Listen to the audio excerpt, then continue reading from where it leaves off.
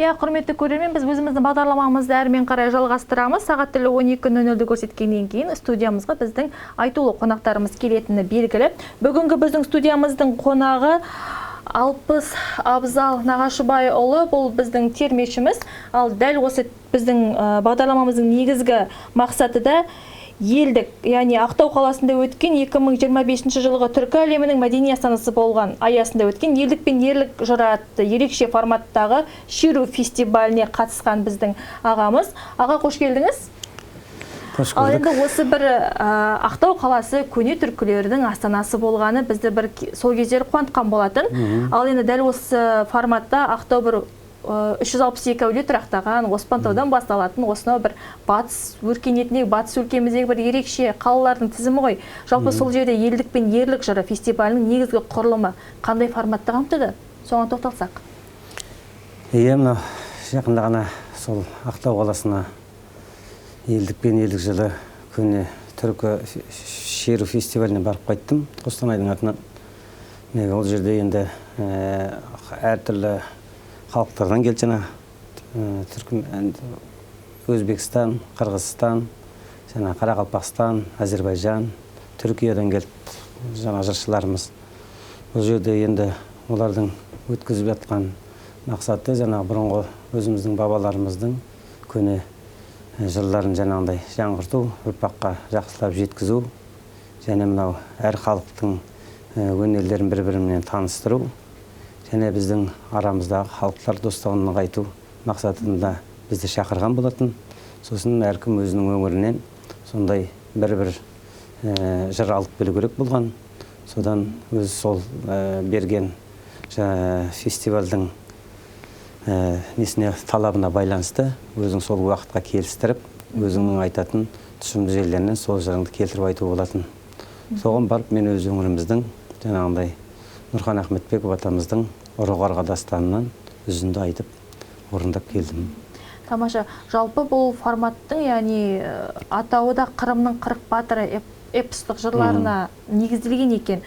Жалпы бұл жерде тән саздық атмосферасын беру үшін қандай дәстүрлі ән немесе мақам түрлерін таңдадыңыз? Осы жолында тоқтатсақ. Мен енді өзіміздің өңірдің шығармасын алып барғаннан кейін, сол өңіріміздің мақамыменен бардым. Біздің сол арқалықта тұратын Қуаныш Қазымбек деген ақсақалымыз бар. Ол кісі өзі жас кезінен қарған орындап келе жатқан кісі. Сол кісінің мен баяғыда орындауын өзім барып арнайы тыңдап, сол кісі арқылы үйренген. Басындағы 2 бөлімі орындайтын қысқа бөлімде сол кісінің орындауында. Содан кейін үшіншісінде өзіміздің халықтың арасында көнеден келе жатқан мақаммен орындадым. Енді біздің Торғай өңірі қарап жатсаңыз, Қостанай Торғайдың жақ шеті Ақтөбемен шектеседі, Торғайдың мына жақ шеті Қызылордамен шектеседі, мына жағы Жезқазған, Қарағанды болып кете береді ғой.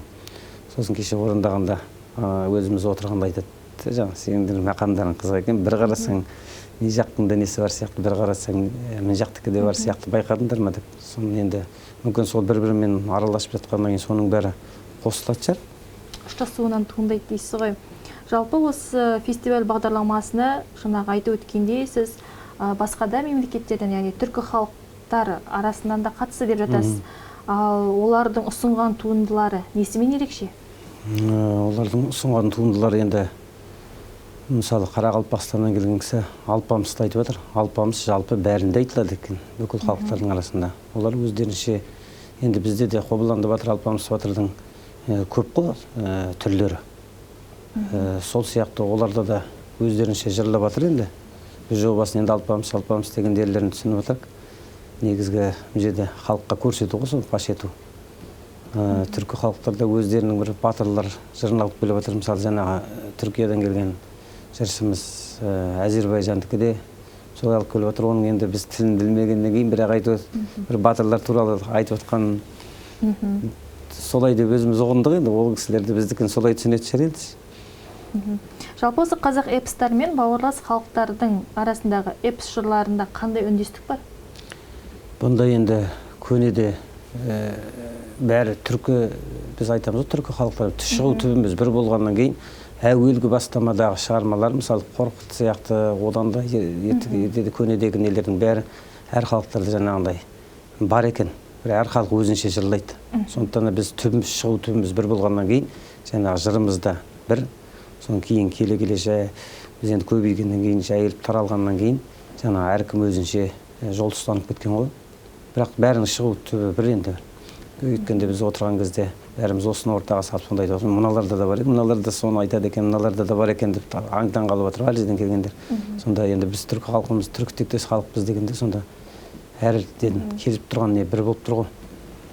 Түсінікті.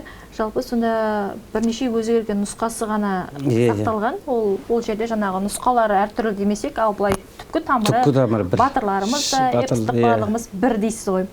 Жалпы осы эпикалық кейіпкерлерді осы бүгінгі таңда қаншалықты біз қолданып жүрміз? Өйткені бұл кенжелеп қалған, терме айту негізі шынтуайтында кенжелеп қалды өңірлерде. Соның ішінде біздің солтүстік өңірде мүлде жойылып бара жатыр десе де болады.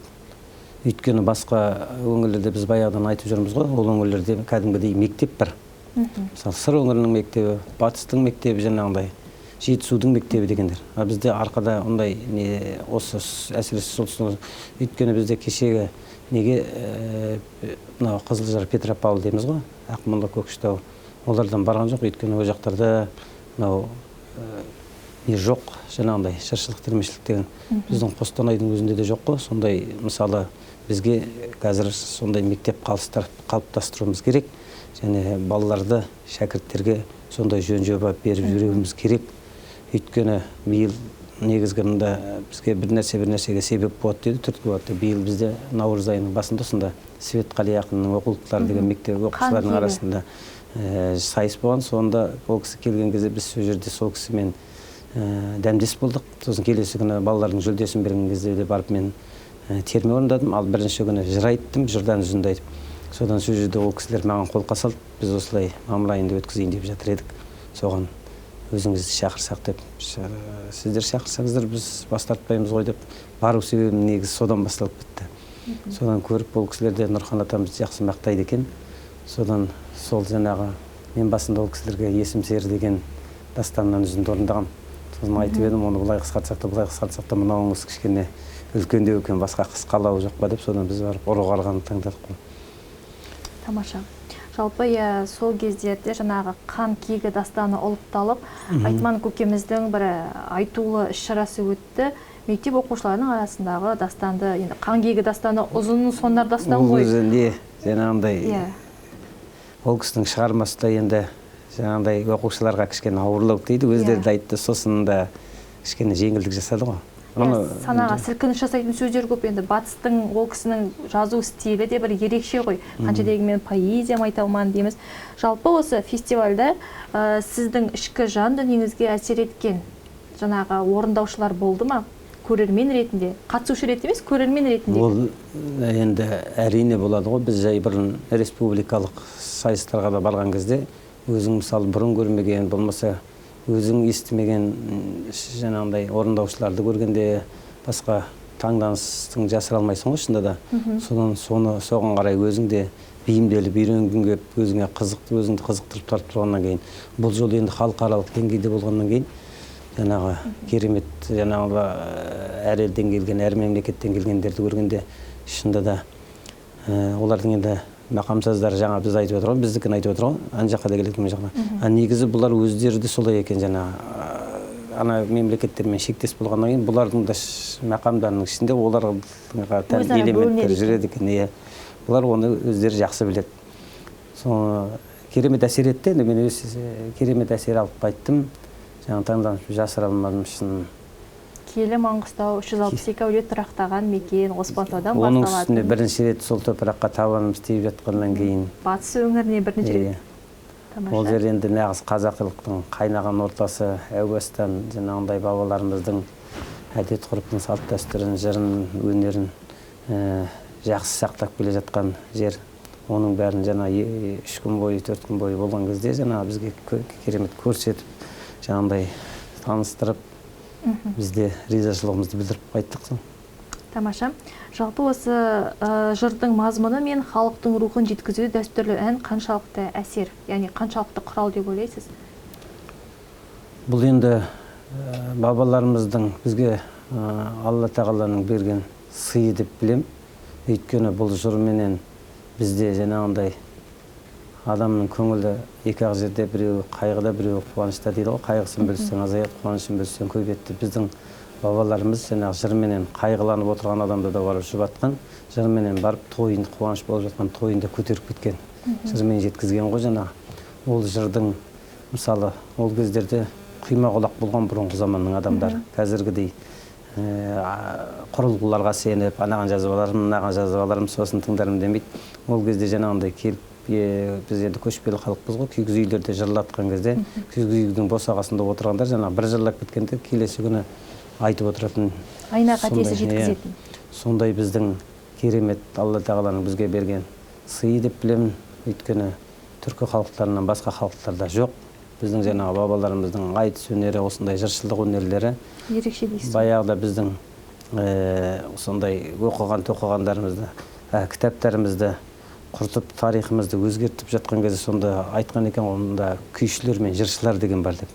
Соларды құрту керек. Өйткені бұлардың несінде сен кітапты құртқанмен, бұлардың санасындағы барлығы деп. Бәрі солай құйыла береді. Ол жаңа күй тыңдаған сайын, жыр тыңдаған сайын жас ұрпақтар бұлардың рухтана береді деп.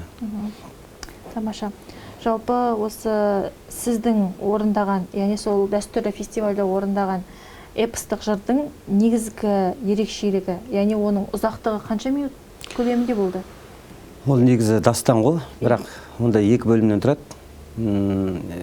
Ұры-қарға деген кісі жаңағыдай мал ұрлап аты шыққан кісі, сосын өзі кіші жүздің жігіті елінде ұрлық жасай бергесін ел сыйдырмай осылай арқа қарай ауып кеткен. Сонда ол кісінің өмірбаянын естіген Нұрхан атамыз ол кісіге әдемі қылып тұрып сонда естелік қалдырған ұрғарғаны. Сонда ол кісінің оқиға негізі қарғаның кәртайып төсек тартып жатқандай ауыл адамдарға көңіл сұрап отқан кезде жерінен бастайды сені. Сонда қарға айтады, енді болса да өлейін деп жатырмын ғой, өмірімді армансыз өткіздім ғой, бірақ ішімді күйдіріп сыймай баратқан екі оқиғам бар деп. Соны айтады. Соның бірінші оқиғасы Төлек Жауке батырдан оңбай жылқырлап жүріп таяқ жегені. Ол кезде ана кісі үлкейіп қалған кісі ғой.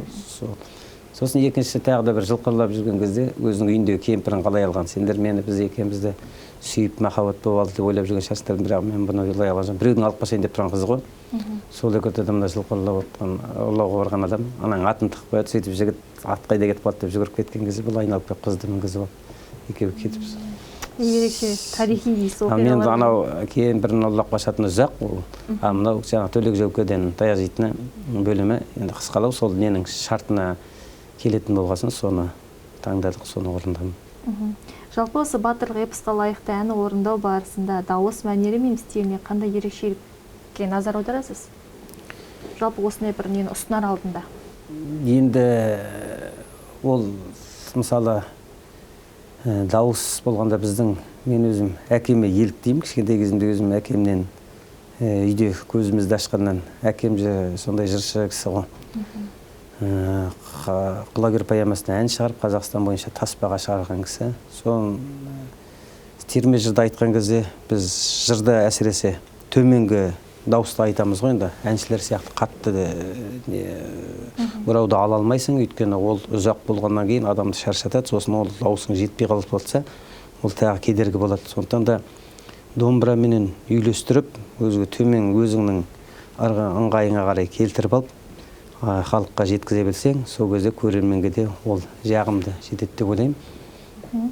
Тамаша. Жалпы өзіңіздің жаңа айтып отырсыз, әкеме еліктедім деп. Сол әкеден дарыған қасиет сіздің қазіргі термешілік осы дәстүрлі ән бағытындағы өзіңіздің бойтұмарыңызға айналды ғой. Кішігірім естелікке тоқталсақ, яғни әкеңіз туралы айтып өтсеңіз. Әкем туралы айтып өткенде, әкем жай құрылыс маманы ғой. Құрылысшы, бітірген осы Қостанайдан техникум. Сосын негізгі әкеміздің шешесі өлең шығаратын кісі болған, әжеміз. Ол кісі Тұрлық руынан, Торғайдың Шиеліден, жаңаға біздің кереметтер Ахметқан аталарымыз, жаңа Сырбай шыққан жерден, жаңа Қайнекей шыққан жердің қызы ғой. Менің атам да жай кісі болмаған. Атам да ел арасында жаңағындай шежір айтып, қиса дастандар айтып кезінде жан жақтан келіп, ол кезде магнитофон жаңағындай магнитофонмен келеді, жан жақтан машинамен, әртүрлі жақтардан келіп жазатын. Содан әкем жас кезінде өлең айтам деген ойында болмаған. Құлагер поэмасын жай үйде кітап жатады, бір оқиды. Содан енді әкесіне көмектесіп, мал шауып, тал шауып, мал бағып жүрсем, жаңағы айналып келе береді деп. Соны оқуға кетеді, оқудан әскерге кетеді. Әскерді бітіріп, оқуын бітіріп, елге келгеннен кейін, жаңағыдай достарының арасында жай ән айтып жүргенде бір кісі келеді ғой. Сен ұзақ бірдеңе айтпайсың ба? Жоқ, барма сенде деп. Соны бар дейді, осындай, кәне көрейік деп, содан сол Құлагер поэмасы шығады, ән. Содан барып ел арасында айтып, жаңағы әбден шыңдалып болғаннан кейін бір күні көптен арасынан әңгіме жетеді ғой, соны Алматыға шақыртып түседі. Соны Алматыдан барып тікелей эфирден береді. Тікелей эфирден кейін келесі жылы Ілияс Жансүгіровтің қызы өзі арнайы шақырып алып, ол кезде қара пластинка деген болған, жаңағы соған жаздырған. Тамаша. Жалпы осы біздің солтүстік өңірінде неге терме бағыты, дәстүрлі ән бағыты кенжелеп қалды? Ол бір сөз айтқан кезде жаңағы бір актуалды темалардың қатарына жатады ғой. Енді жаңағы бізде батыс мектебі жақсы дамыған осы жөнінен. Солтүстік өңірде неге біз осыдан кенжелеп қалдық? Біз енді ол жаңағы тілімізге мән бермегеннің әсері деп өзім ойлаймын. Өйткені бізде терме жырды дамытпақ түгел, өзіміздің тілімізді сөйлей алмай жатқанымыз бір. Және қазақ мектептеріне балаларды бермейді қазір. Басқа ұлттың мектебіне берген жақсы көріп тұрады. Өйткені бізде кеңес үкіметі кезінде кім орыс тілін жақсы меңгерсе, коммунизмге жетеді деген ұран болған. Соған сүйеніп кеткен, сол әлі жадтарында сақталып қалған. Сосын біздің жаңағыдай терме жыр бірдеңені бар сондай ортаға барып орындайтын болсаң, сен бір кәдімгі артта қалып қойған, баяғы тас дәуірінде жүрген сондай сияқты болып көрінесің де. Өйткені біздің үлкендеріміздің өзі тыңдамайды қазір. Жастарды айтпақ түгел, жастар енді болса да тыңдамайды, өйткені көзін ашқаннан ата-анасының берген мектебі, тәрбиесі жаңағындай басқа ұлттың тәрбиесінде болғаннан кейін. Біздің баяғы ақсақалдардың көзін көріп үлкен кісілеріміз, олар да уже қазір ақсақалдық жасқа жетіп отыр ғой. Сол той-томалақ болсын, жиын болсын, сөзеге барып шағын термелер айтсаң, олар жаңағындай сенің анау билететін, күлдіретін әндер бар ғой, сондайды айтқанды қалап тұрады. Сондықтан біздің өңірде сол кенжелеп қалған. Сосын біздің өңірімізде басшылардың көбісі кезінде басқұлт өкілдер болды. Сосын ондайларға жаңа дамуына, ондайды сақтап қалуға көп мүмкіндік жасай қоймаған. Сондықтан сосын сол кездегі көне көз өзі ондайлар көп болмайды ғой, елдің арасында екінің бірі жыршы, екінің бірі жаңағындай термеші бола бермейді. Соның бар әр жердегі жаңа Құдай берген саусақпен санарлық адамдарды соларды жазып қалып сақтап қала алмаған. Сол кісілерді көтермелеп, кішкене сол кісілерді тартып, арттарыңызға шәкірт қалдырыңыздар, кішкене мектеп сияқты ұйымдастырайық, бізде де сақталып қалсын бұрыннан келе жатқан деген ешқандай талап ұсыныс болмаған. Болды ғой бізде жыршылар жақсы, үлкен кісілер. Қазір марқұм болып кетті, қазір айтамыз әт деген дейміз. Сол кезде жаңағы басшылардың басқарып тұрған кезінде ол құндылықты ескеріп, жаңағындай ойламаған ғой. Енді қазір келіп бармағын істеп өкінеді. Енді біз қалған сол тағы мүлде жойылып кеткен жоқ қой. Сол жаңа әкемді айтып жатырмын, жаңа Қуаныш Қазымбек деген кісіні айтып жатырмын. Сондай кісілер бар. Тағы ел ішінде де бірен-саран ел аралап айтпаса да сондай кісілердің мақамдарын сақтап қалған кісілер бар. Мысалы Тоба Өтепбаев деген ақынымыздың әкесі бар. Ол кісі енді ауыл арасында елдің ішінде болғаннан кейін ондай көп неге жасы келіп қалды, жас кезінен бастап аралап қатыспағаннан кейін адам бір жағынан қарайып өзі тартыншақтай береді мысалы. Ал сол кісілер сияқты мысалы жаңағы айтып отқан, өзім есімін атап отқан кісілерге сондай айтып бір-екі шәкірт болса да елдің бәрін жыршы қылып жүрмесеңіздер де сондай біз сіздерге жағдай жасайық, ыңғай келтірейік деп ұсыныс тастайтын болса, ол кісілер мысалы аттан ала қашпайды деп ойлаймын. Қайта қуана келісіп, артында шәкірт қалғанын кім жек көрді мысалы. Дұрыс айтасыз. Жалпы қазіргі сахнада көне мақамдарды жаңғырту барысында қандай қиындықтар мен ізденістер болады? Яғни сахна орындау барысында. Қазір қарап тұрсаңыз, мақамдардың бәрі заман талабына сай дамыған сайын байқайсыз ба, ескі қазір кейде салады, неден жүреді, Инстаграмда, жаңағы Фейсбукта бұрынғы айтып жатқан деп жаңа Ғарифолла Құрманғалиевтің кезіндегі одан да басқа Жамбыл Жабаевтың кезінде Кенен Әзірбаевтың кезіндегі мақамдарын қарасаң, олар мынау қазіргілерге қарағанда баяу, қазір дамытып жүрген қорға өзгеше шапшаң орындап жаңа ритмге салып тез орындайды дейсіз ғой. Иә, құрметті көрермен, біз бағдарламамызды әрмен қарай жалғастырамыз. Қазір біз әсем бейнебаянға берейік, содан кейін бағдарламамызды әсем әнмен жалғастырамыз.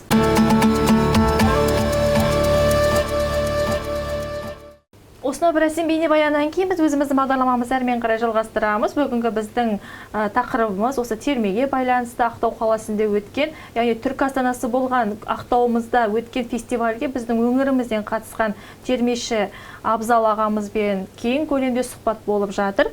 Жалпы білесіздер, өзіңіз терме саласы біздің соңғы уақыттарда бір кенжелеп қалған салалардың бірі.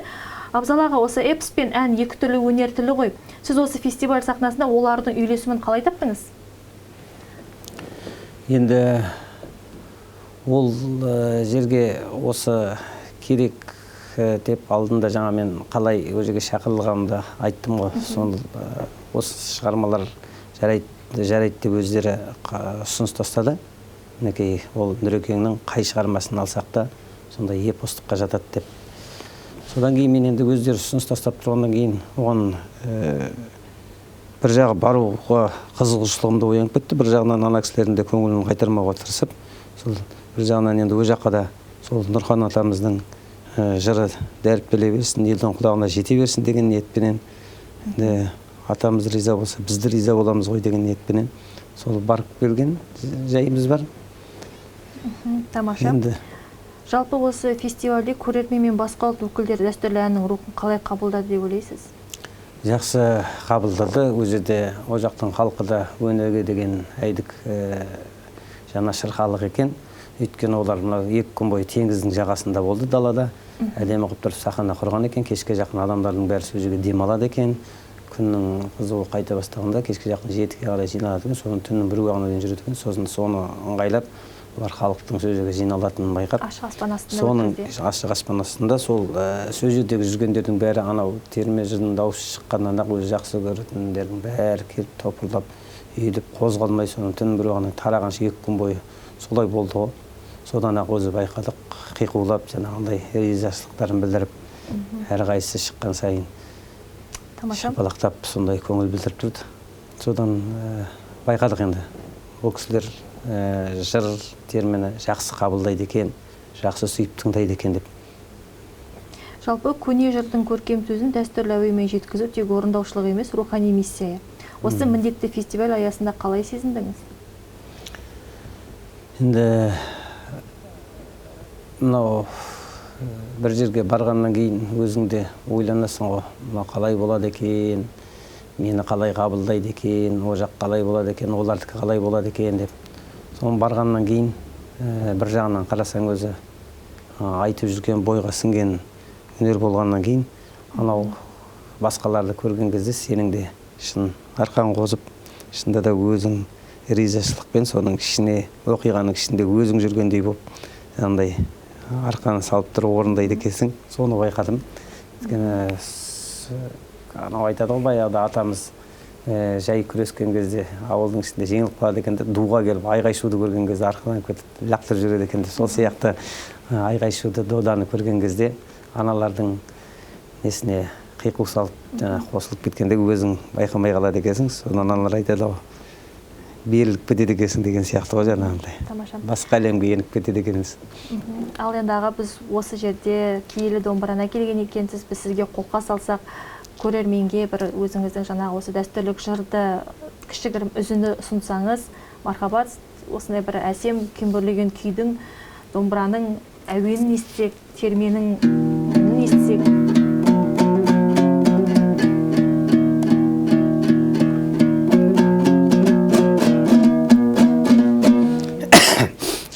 Жаңа айтып жатырмын ғой, оқиғаның енді мынау басы сол төсек тартып жатқаннан басталады деп, содан бастап жаңағыдай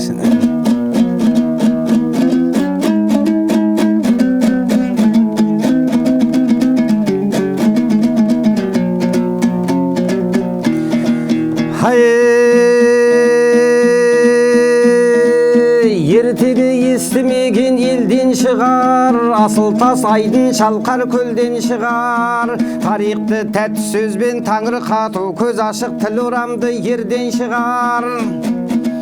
Біреуге ажалы су, біреу оттан, кейбіреу майып болған бір апаттан. Дүние кейбіреуге кең жай беріп, кейесін тарға пастау саржылатқан. Сонымен заман озып бара берген, бірінің бірау орнын ала берген. Тамаша талайлардың еткенесі, аңыз боп ел аузында қала берген. Ертеден шығармаған елесінен, әртүрлі әңгіменің келесінен. Батырдың бай жарлының оқиғасын, қарттардың көп естідім кеңесінен.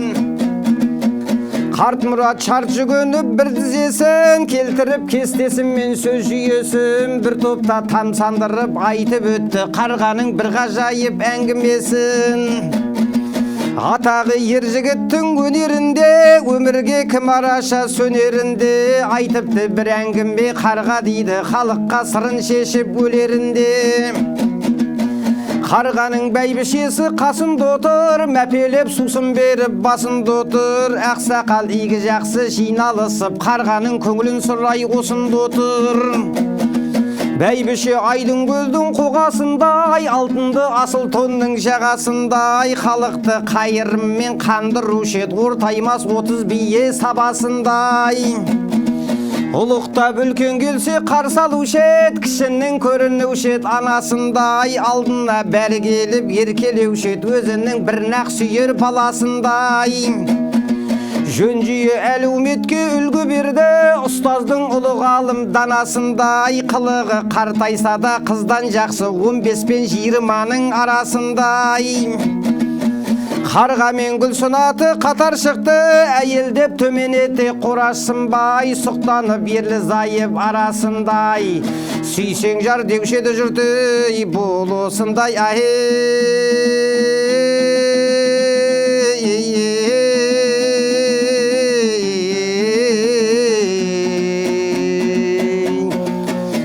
Қуаныш ағамыздың айтып отырдым ғой мақамы деп. Сосын тағы бір халықтың арасында айтылып жүрген көне мақамымыз бар дедім ғой. Енді анау жылқырлап келеді ақсақалымызға, Төлек Жауке атамызға кездесіп қалатын жері, ол халық арасындағы көне мақаммен айтқан жері.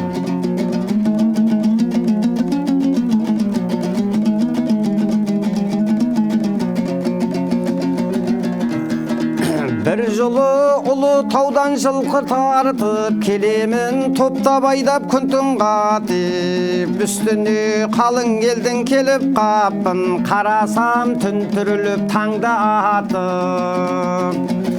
Ағарып күн шығуға қалды таңда, көрінді оны-мұны жақын маңда. Болған соң көзге түсіп қалатындай, мен келдім паналауға бір көп тамға. Күн шықты сәске қызды бұж-бұж қайнап, қойшылар өрістетті қойын айдап. Ұңғыны өрлей қонған қалың ауыл, шаңдатып жылқы қуды бие байлап.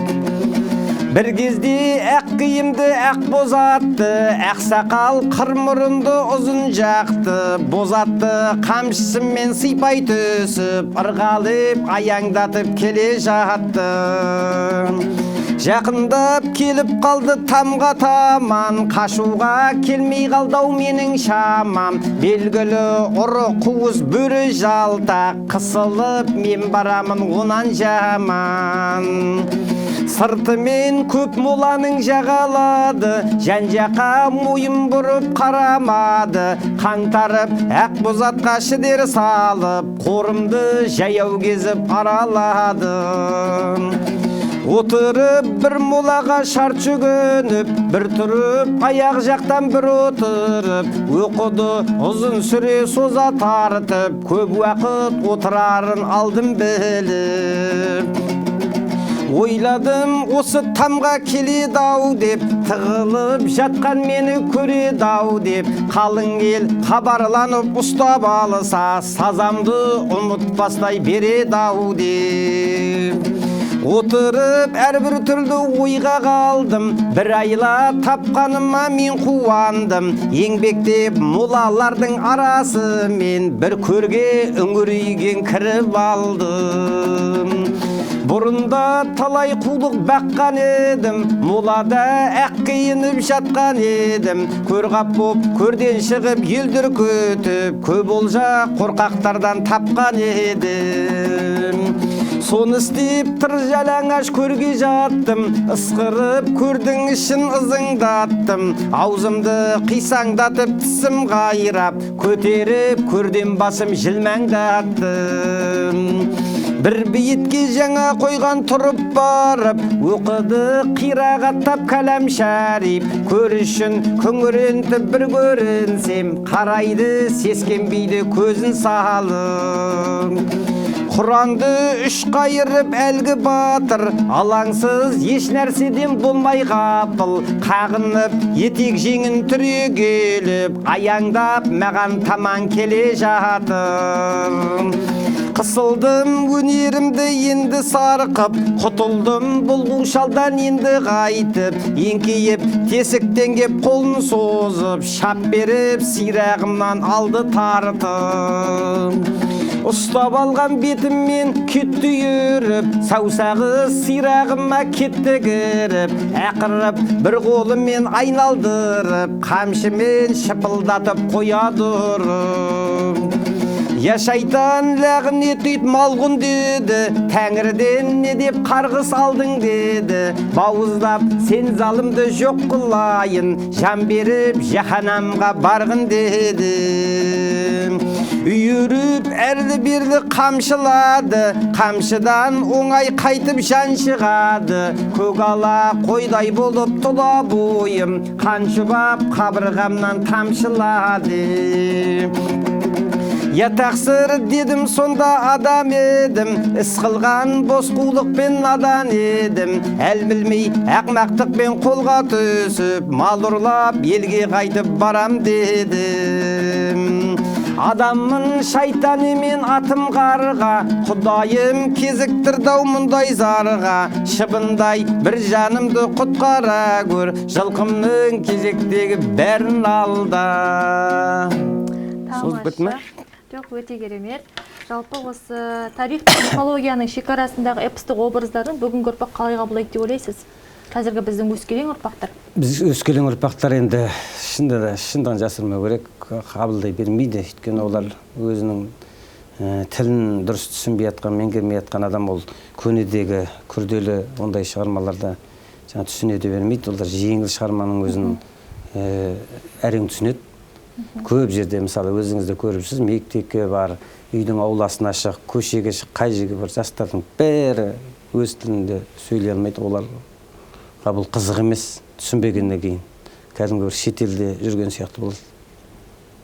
Сол жағы жүректі ауыртады, қиналтады, қынжылтады, айтамыз, не істейміз енді. Жалпы бұл фестиваль сізге дәстүрлі ән өнерінің түркі әлеміндегі маңызын қайта зерделеуге себеп болған секілді. Жалпы одан негізгі түйген ойыңыз қандай? Қуанышпен жаңағы ішіңізде бір қалып кеткен әттеңіңізді де айтып жатсыз. Әттең біз осыны кенжелеп қалған өнерді әрмен қарай дамытсақ, мүмкін біздің де осы Қостанай өңірінен, Қостанай топырағынан сондай бір термешілер мектебі шығар ма еді деген секілді. Ол да бар, иә.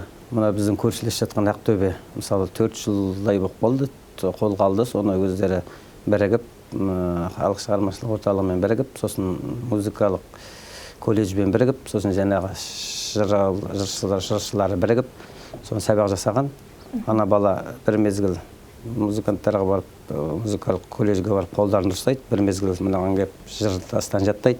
Қазір алды олардың консерватория бітіріп кеп отыр. Оларға енді жан-жақтағылардың бәрі таңғалып отыр. Жыр едіге мектебі деген өздерінің көнеде біз айтып отырмыз, ұмыт қалды деп біздік сияқты соны қолға алып, бәрін жаңғыртып, қазір олар басқа облыстардан деңгейлерінен асып түспесе, қазір кем түсіп тұрған жоқ. Оларға бәрі жан-жақтан таңғалып отыр. Олардың шәкірттері мықты-мықты өздерін көрсетіп жатыр.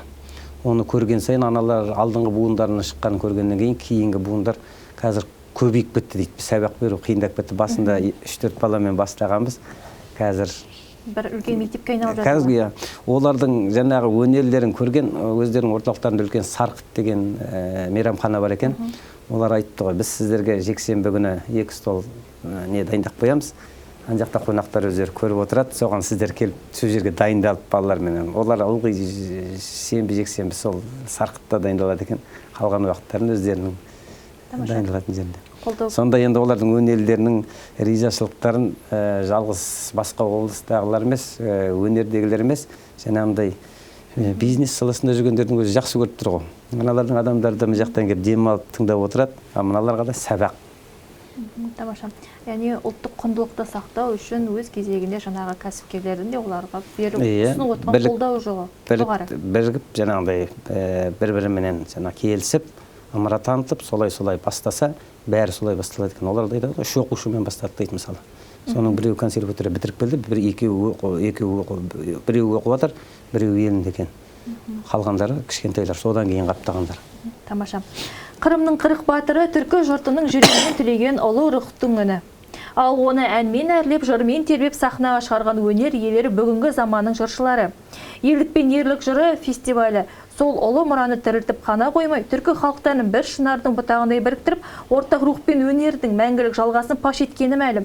Эпос пен ән, тарих пен тағдыр дәл сол күні Ақтау төңірегінде Оспантаудан бастау алып, Ақтаудың ашық аспанынан әуелеген еді. Ал біздің дәл сол фестивалімізге барып қайтқан Қостанай өңірінің жыршы термешісі Абзал ағамыз да өз кезегінде сіздермен сырлы сұхбатын ұсынған болатын. Біз бағдарламамызды әрмен қарай жалғастырамыз. Әсем бейнебаянға кезек берейік.